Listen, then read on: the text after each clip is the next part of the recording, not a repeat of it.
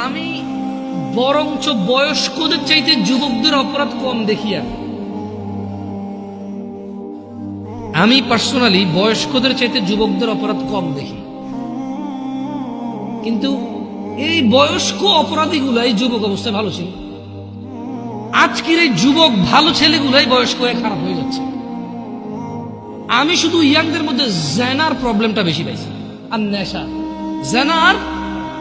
কিন্তু যারা middle age তারা ঘুষ খায়, জায়গা জমি নিয়ে মিশা কথা কয়, কাজকর্মে ফাঁকি দেয়, মা বাপের সাথে প্রচুর অবহেলা এবং প্রচুর ইগনোর করে বাবা মাকে। নিজের উপার্জনটা শুধু নিজের মনে করে, বউ আর বাচ্চার মনে করে, বাপ মায়ের মনে করে না। বাপ মাকে ভাগ করে দেয়, যে 4 ভাই আছি, আমি কেন একা করব? তোমার মেয়ে শহরের ওই ফ্ল্যাট পাইছে, আমি কি একা পাইছি? এটা আমি যুবকদের চাইতে মিড এজ এবং বড় এজের পুরুষদের অপরাধ বেশি দেখি।